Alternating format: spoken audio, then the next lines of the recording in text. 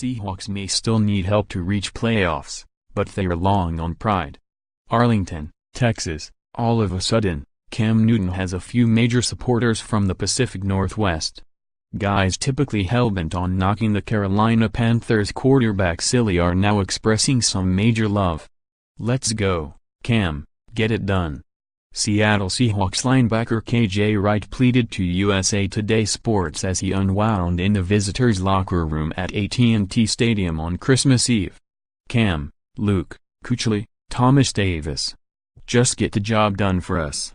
Funny how these instant fan clubs tend to pop up at this time of year. But the Seahawks, hoping to slide into the playoffs for a sixth consecutive season, need help. Seattle can only claim the NFC's final wild-card slot with a victory against the Arizona Cardinals on Sunday, coupled with an Atlanta Falcons loss to Newton's Panthers. At least it's much simpler now, heading into the last weekend of the regular season. Whatever happens, happens, Wright concluded. More, upon further review, Saints seem primed for deep postseason run. More, 40 things we learned in Week 16 of the 2017 NFL season. More, NFL Week 16 overreactions, MVP should only go to QBs. More, NFL playoff picture, Week 16 staying alive was hardly automatic, even with Seattle's gritty Week 16 effort against the Dallas Cowboys. The Seahawks, 9-6, needed help even before playing what amounted to an elimination game against Dallas. But they got an early Christmas present when the New Orleans Saints upended the Falcons, who could have clinched that precious berth with a victory.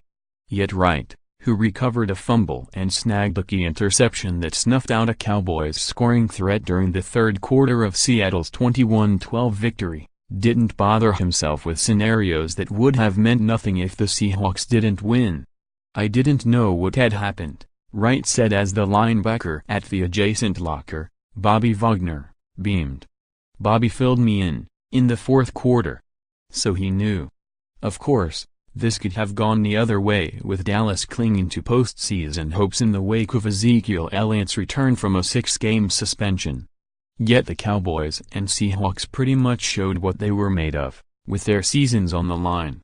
More, Cowboys prove they don't belong in playoffs. More, Seahawks Earl Thomas crosses line and telling Cowboys to come get me. The Cowboys gagged.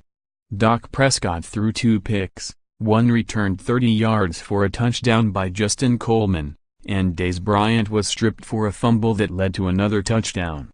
And with Dallas not putting the ball into the hands of Elliott, 24 rushes, 97 yards, when it was 1st and goal at the 3 in the fourth quarter, has provided some fuel for some serious second-guessing.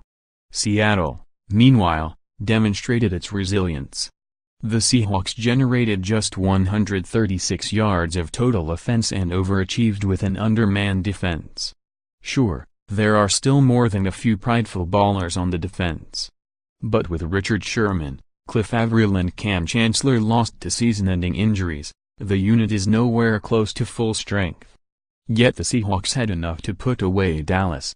It starts with a mindset. "It's the way we grew up," defensive end Michael Bennett told USA Today Sports. "A lot of people grew up with a lot of grit and have had their backs against the wall. So you get into a situation when you can either ball up your fist or you're done. We kept fighting." Sherman, the All-Pro cornerback, tweeted a heartfelt message of appreciation for his teammates, proud of the manner in which they fought through adversity.